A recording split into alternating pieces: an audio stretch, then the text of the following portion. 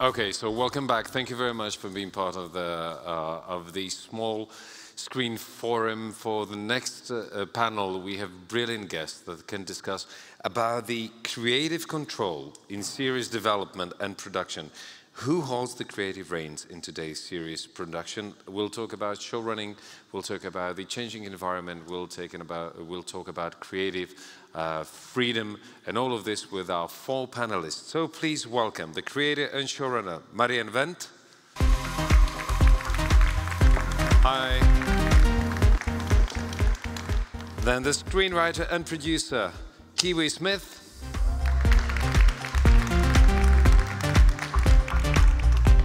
The writer and director, Sullivan Le Postec.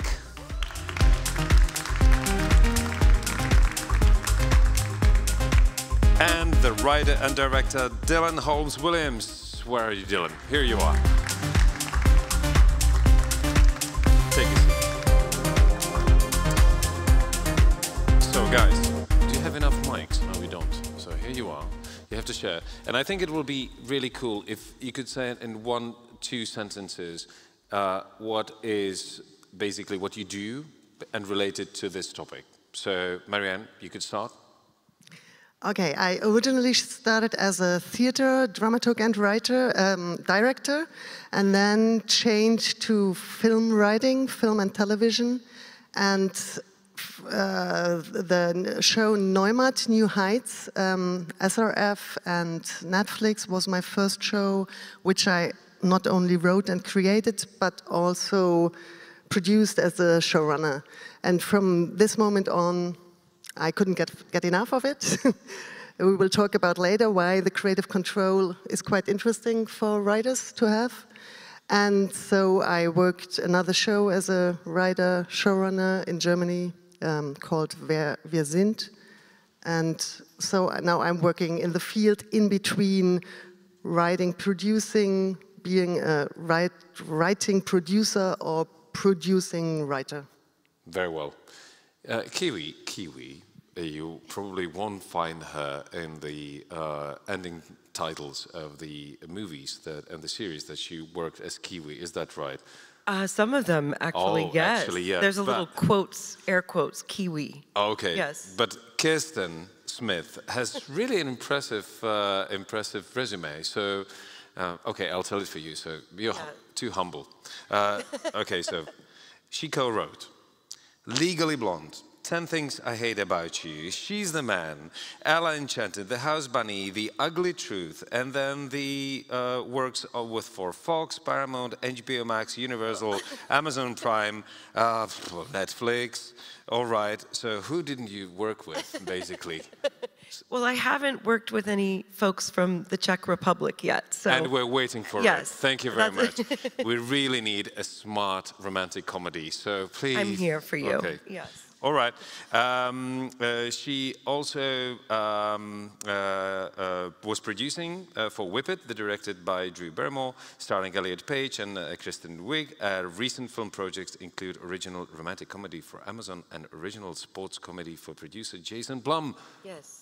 Do you want to add anything more about that? Well, I feel like I wanted to just maybe say about, I created my first show for Netflix several years ago, and I was not the showrunner, but I was creatively involved, and it was a very interesting dynamic with lots of drama. And I was pretty annoying to the showrunner, so we'll leave it at that. That show is called Trinkets. It's streaming on Netflix. We did 2 seasons, huzzah, and yes, so that's wonderful. The only thing I want to add. So let's talk about the dynamics with handling the showrunners also. That will be nice.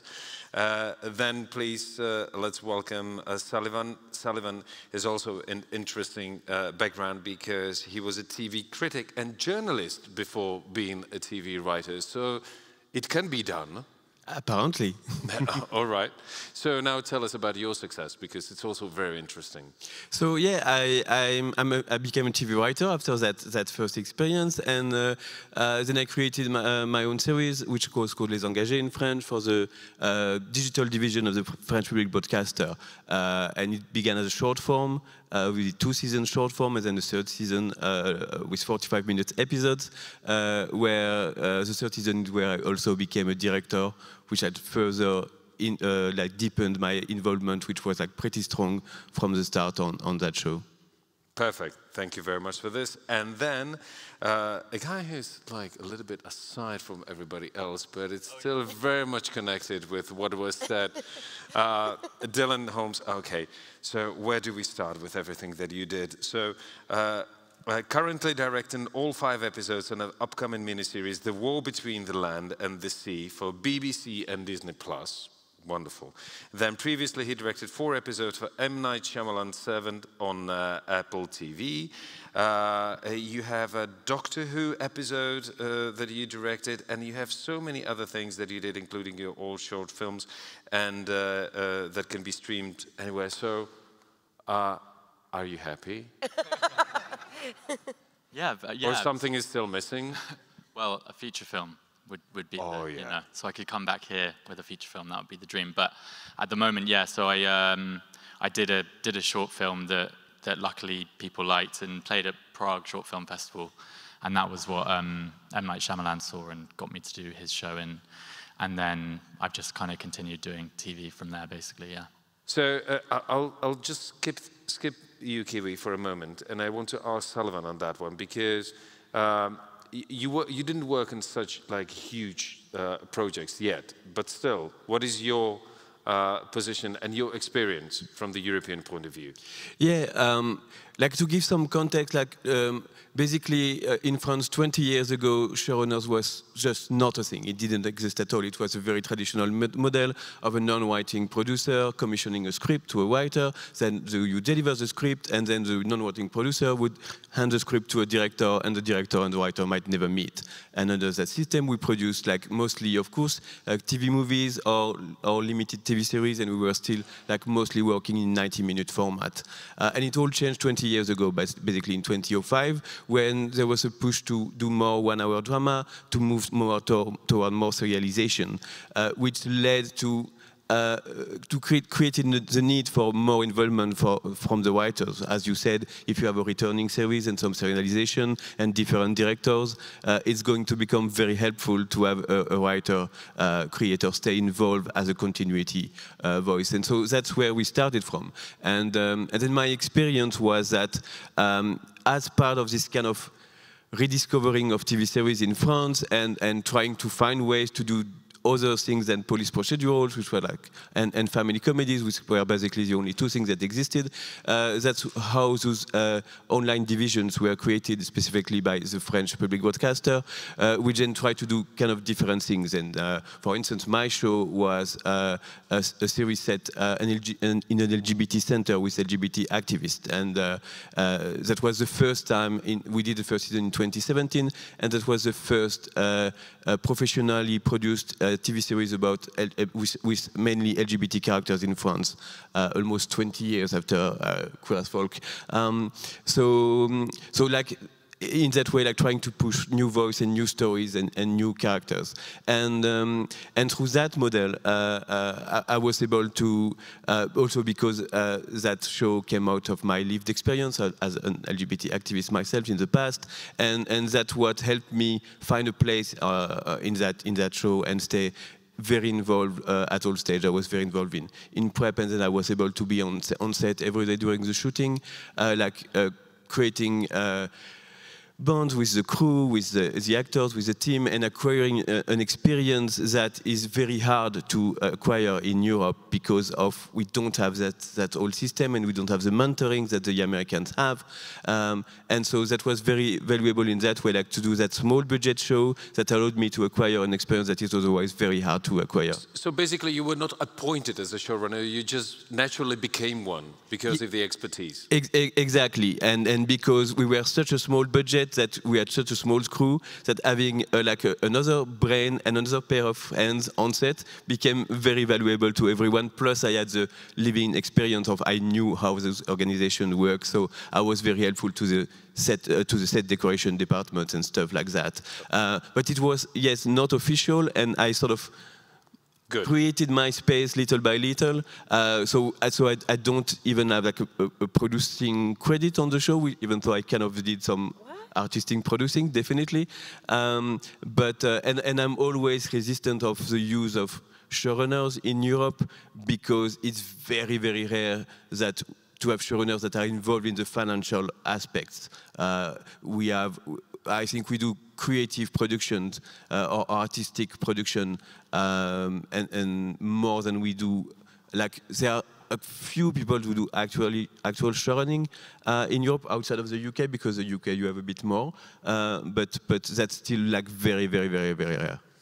Kiwi, if you... Yes. Yes, hello. Yes, present. Yeah.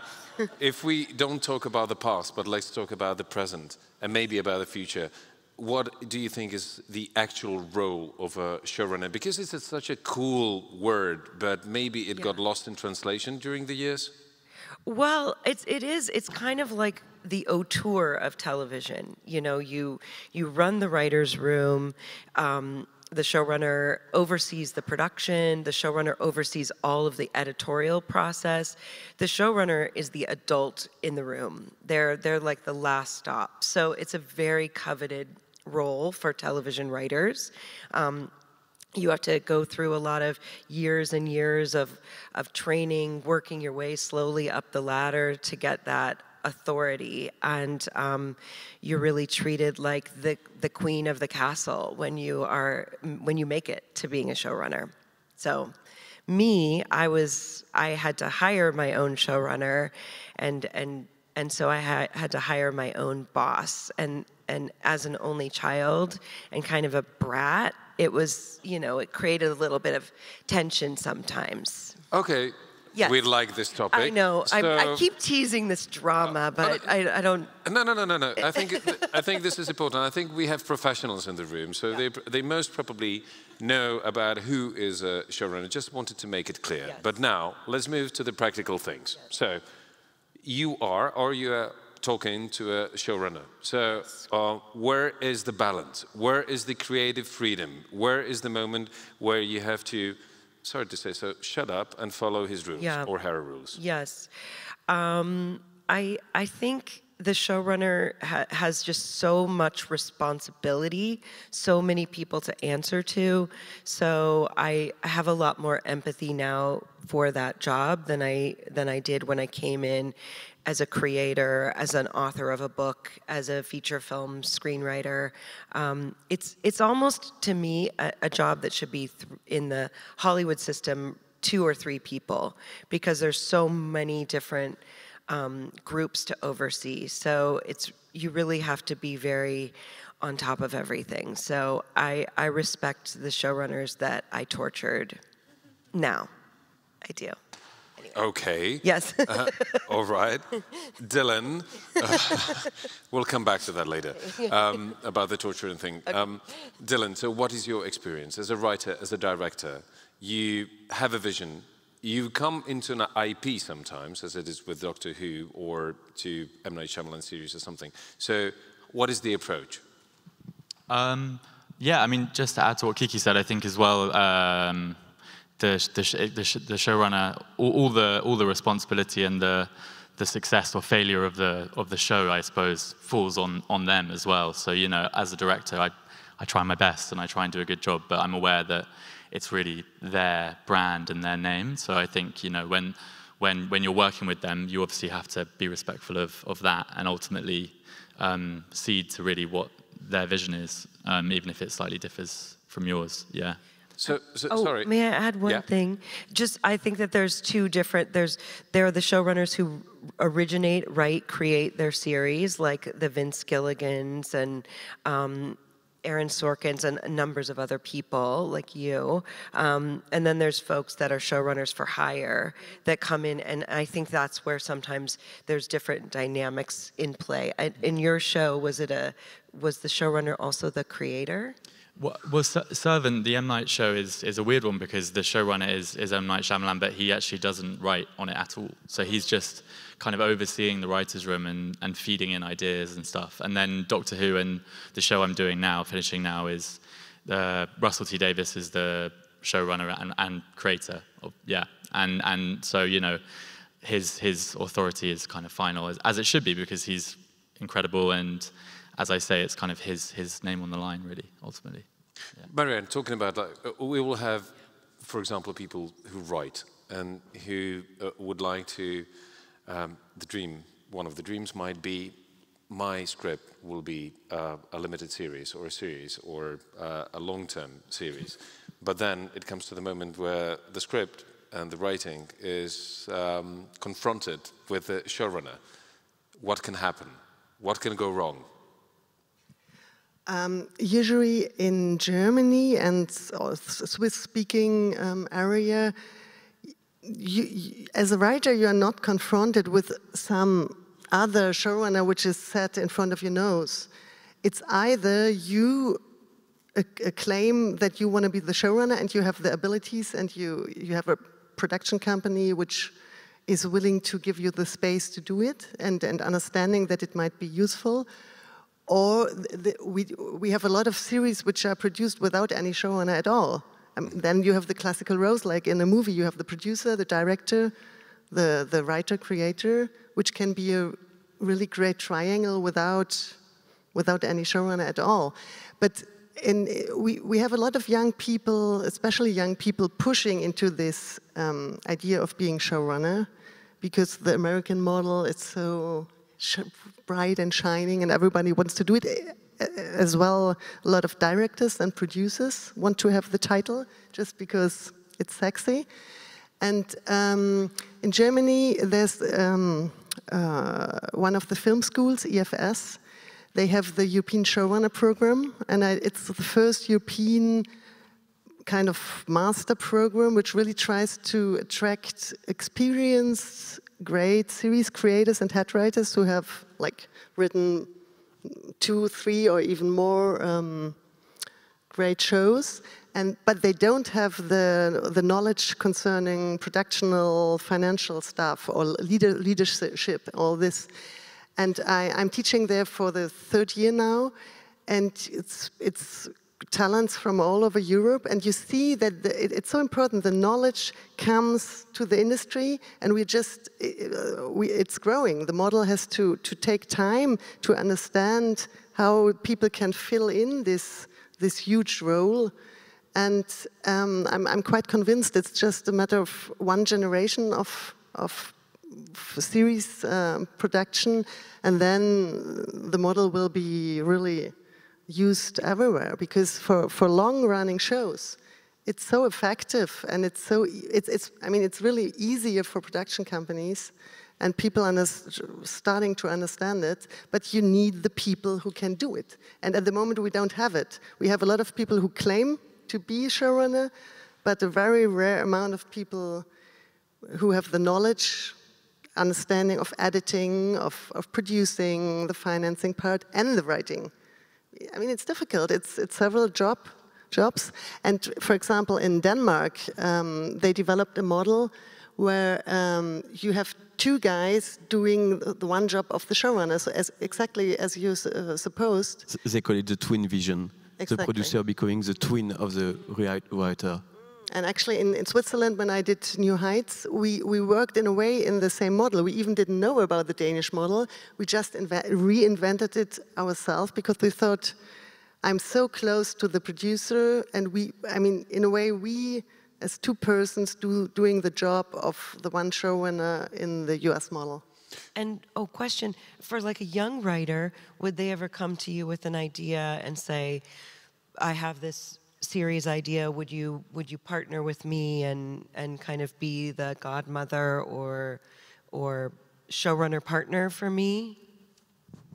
It's a crucial question, because I'm approached exactly with this question, and until now I always said no, because I want to do my own shows. I'm too much as a writer, wanting to, I have so much ideas of shows I still want to do. And this is more it's the producing part, being a producer. Yeah. And there are people doing exactly this, but somehow I always refused until now. But I wouldn't say never, but at the moment I don't do it.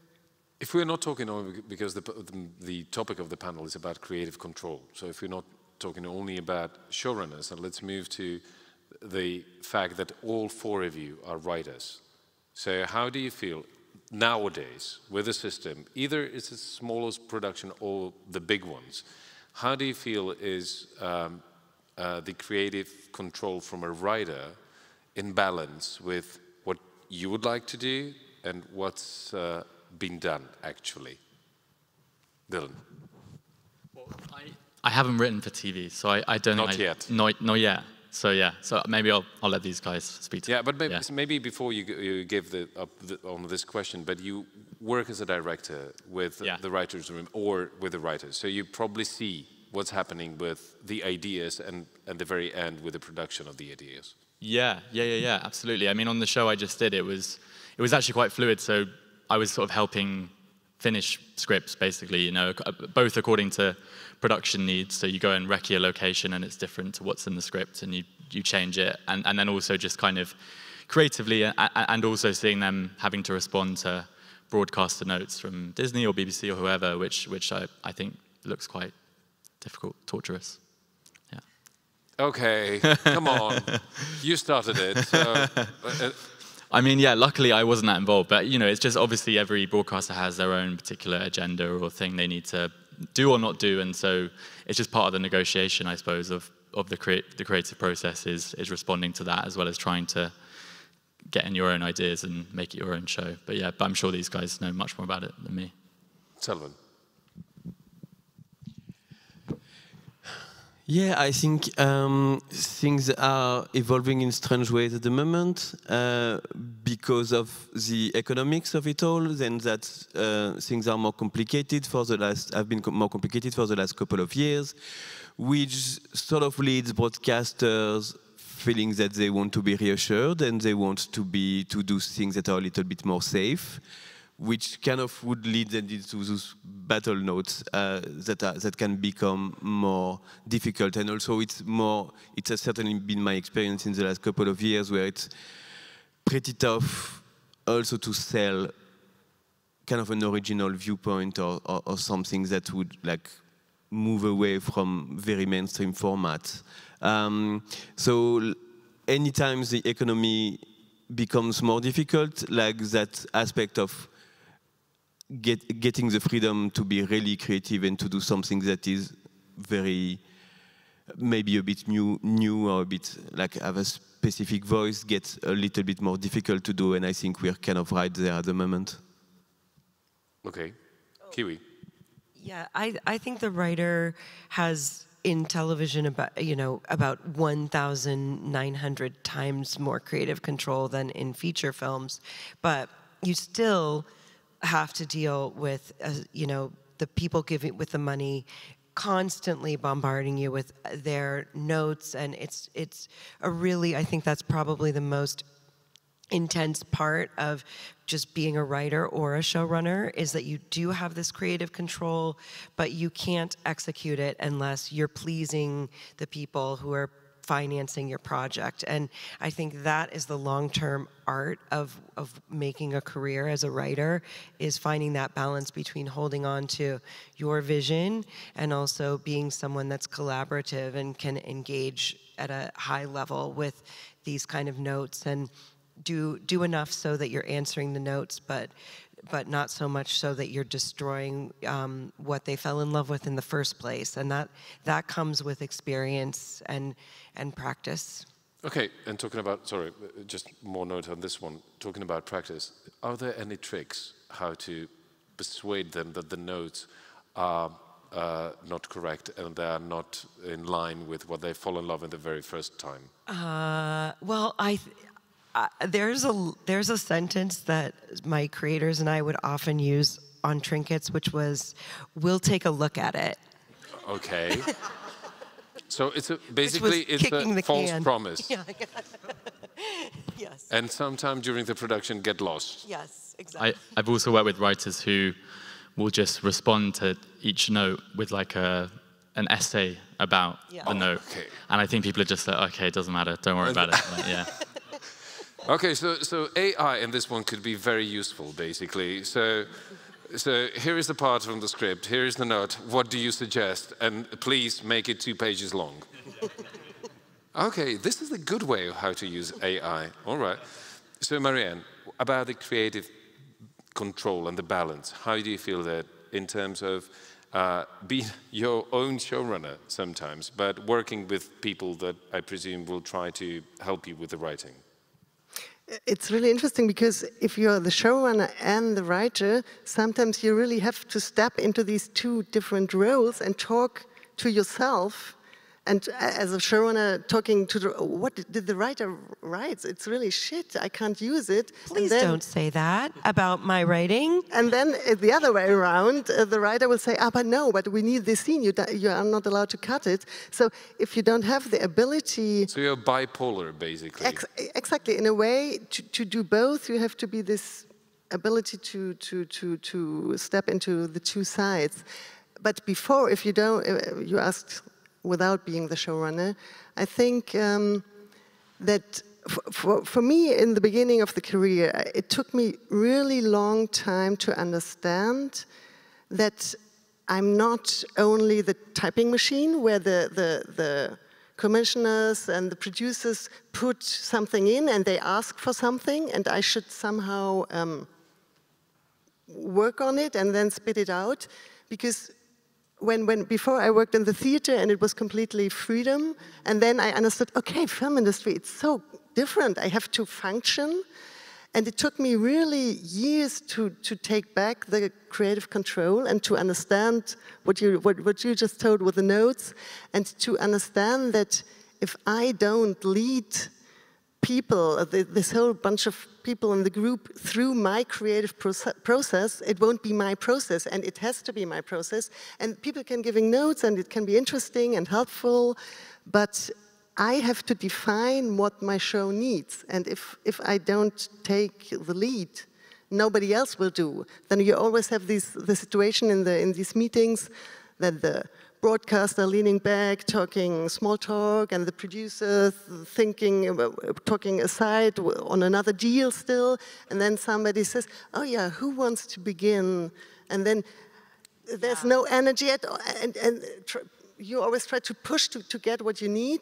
So I think even if you're just a writer, not the showrunner, you have to take the energy and define what you need in the room in all these meetings. And then you leave it or you take it, however. I think this is a good point, because as writer, when you think of a writer, you think of someone alone, in their own world. But so much of what we have to do is pitching, presenting, performing. So I encourage writers to, if that scares them, to take an acting class, to try to spend a lot of time practicing their pitches with friends, and just to get into the mode of that salesperson, showrunner energy, like you said. Sullivan, you want to note on that? Yeah, on that, it has helped me so much that I did basically 10 years of theaters when I was a kid. To get into that, okay, I will go into representation and I can be maybe a shy person in real life, but then I will get to that meeting and I'll be able to sort of perform the sort of, they want to be reassured basically, and you have to perform that.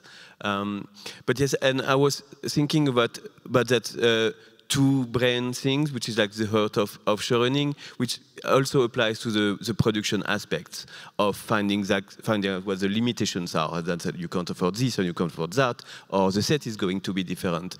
And how that's something that also you have to learn, because there are things when you first start and you write your first scripts, some things are obvious, if you write a scene with 200 extras, you know this is going to be expensive. But some other things are not that obvious until you've been on set for the first time. That, okay, this might be only one character in the same room, but it has 10 different things in the scene, which means 10 different camera setup, and that is actually going to take a long time to shoot, and you don't quite understand that before you've experienced it the first time. And that's also why, involving the writer in the production and having them on set, witness that, makes them and made me such better writers afterwards, because I had an understanding of that, and I could take it into account as I was writing my first draft, instead of like last minute changing it. So that's why also it's so beneficial for television to do that, because we always have to work on very tight schedules. And if you have some advance, like if you thought about it before and you're just not like doing it like in the last prep month, it will be helpful to everyone. And I think also your director will be thankful that you've put some sort of thought into that. And actually, if I might add, because I think it's our responsibility, if we are head writer or creator or producer, to foster this and to really to send your staff writers on set, in the editing room. In the American model, I mean, we have it automatically, but we need to really help young people to get the knowledge, and as well the film funds, the financing, that they have these kind of practica programs who send young people on set and they are paid. So it's really, we need to build an industry around this so that we don't lose the knowledge, but help to develop it. I think in Europe, that is really like the fight that we have to fight right now, to make sure that like younger writers that took part in writing the show can get some of that on-set experience, and we can do that sharing of information, of knowledge that will be so helpful to nurture the next generation. And that is not something that is yet part of the system, and people are not thinking about that, or producing partners and stuff. So that's something that we have to remind them how important it is, and that we have to fight for, and that will like help European television grow so much in the coming years. Dylan, we had Jesse from BBC talking about the experience of working with emerging writers. Yeah. But you, as a writer, but also a director, you come to work with the writers and the showrunners on the TV shows. So what did you learn for yourself as a writer? What to do or what not to do? Yeah, that's a good question. I think just being exposed to like really amazing writers. I mean, like Russell, for example, Russell T Davies is, you know, one of the UK's best screenwriters, and so just being around his brain, you just by osmosis feel like you're getting cleverer. It's great. But that's not accessible for everybody. So yeah. What else do you have in your sleeve? I think.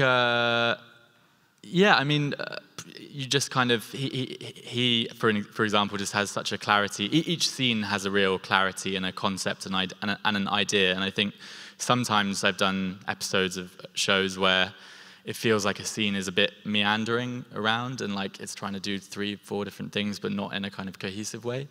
And sometimes just, I think he just has, as an example, he's so brilliant at just driving at the story in every scene, and also bringing in amazing character depth and emotion as well. And so, hopefully that's rubbed off in some way. We're coming to the end. Is there any question that, I can't see you very well, but is there any question? Just raise your hand if you want to, if you're not scared and intimidated and tired. Yeah, we can see a question there. Yeah, please. Shout it on us.